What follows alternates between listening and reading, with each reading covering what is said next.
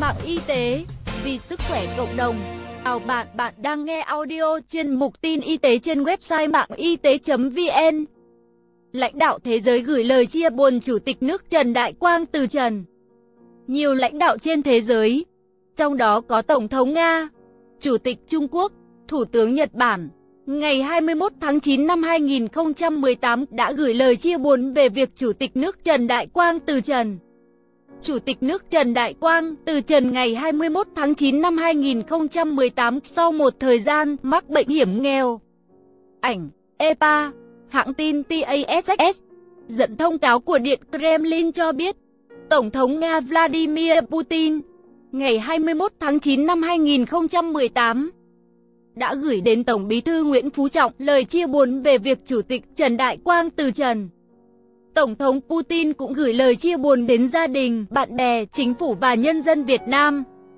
Tổng thống Putin nhấn mạnh, ở cương vị Chủ tịch nước, cũng như các cương vị khác, Chủ tịch nước Trần Đại Quang đã có được sự nể trọng của nhân dân và bạn bè thế giới, và đã cống hiến rất nhiều cho việc củng cố an ninh quốc gia của Việt Nam, nhằm bảo vệ lợi ích của Việt Nam trên trường quốc tế, thông cáo nhấn mạnh.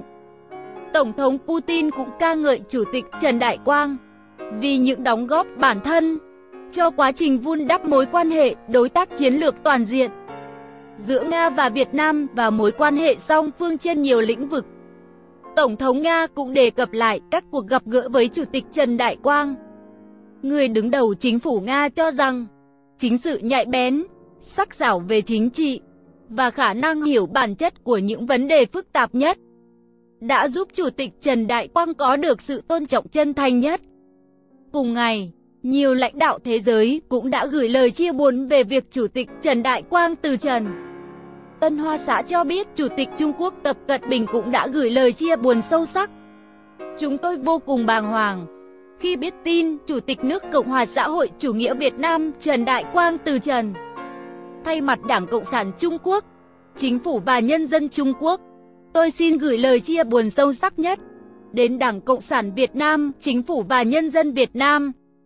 Chủ tịch Trung Quốc Tập Cận Bình cũng đánh giá cao những đóng góp của Chủ tịch nước Trần Đại Quang trong công cuộc phát triển, đổi mới và mở cửa của Việt Nam. Cùng ngày, trong thư chia buồn, Tổng thống Mỹ Donald Trump gọi Chủ tịch nước Trần Đại Quang là một người bạn lớn của nước Mỹ, và cũng đề cập lại việc Chủ tịch Trần Đại Quang đã chu đáo đón tiếp nhà lãnh đạo Mỹ trong chuyến thăm cấp nhà nước tới Việt Nam vào tháng 11 năm ngoái.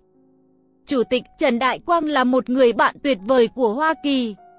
Ông đã ân cần đón tiếp tôi trong chuyến thăm cấp nhà nước lịch sử của tôi đến Hà Nội vào tháng 11 năm 2017, và tôi cảm ơn ông về cam kết của cá nhân ông nhằm làm sâu sắc thêm quan hệ đối tác toàn diện Hoa Kỳ-Việt Nam.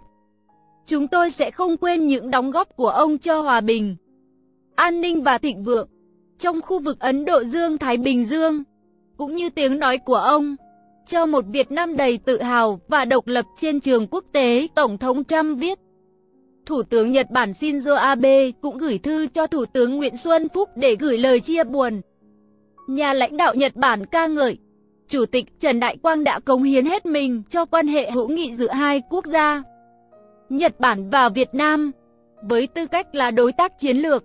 Vô cùng thương tiếc trước sự ra đi của cố Chủ tịch nước Trần Đại Quang, người mà với sự lãnh đạo sáng suốt của mình đã xây dựng nên quan hệ hợp tác gắn bó trên các lĩnh vực sâu rộng giữa hai đất nước.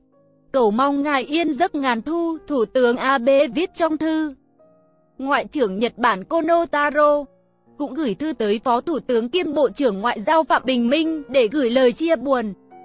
Chủ tịch nước Trần Đại Quang là nguyên thủ quốc gia, dẫn dắt Việt Nam không chỉ trong công cuộc phát triển kinh tế, xã hội mà còn nâng cao vị thế quốc gia tại khu vực và trên trường quốc tế.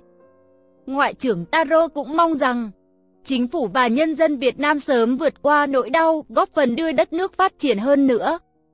Cùng ngày, Thủ tướng Campuchia Hun Sen cũng gửi thư tới Thủ tướng Nguyễn Xuân Phúc để gửi lời chia buồn. Trong thư, Thủ tướng Hun Sen gọi Chủ tịch nước Trần Đại Quang là một nhà lãnh đạo đáng ngưỡng mộ. Sự ra đi của Chủ tịch nước Trần Đại Quang là một mất mát lớn đối với đất nước, nhân dân Việt Nam và với người bạn tốt Campuchia. Trong thời khắc đau buồn này, tôi xin gửi lời chia buồn chân thành nhất đến chính phủ và nhân dân Việt Nam, Thủ tướng Hun Sen viết. Trên Twitter, Thủ tướng Ấn Độ Narendra Modi đã có 2 dòng tweet gửi lời chia buồn với nhân dân Việt Nam khi biết tin Chủ tịch nước Trần Đại Quang từ trần.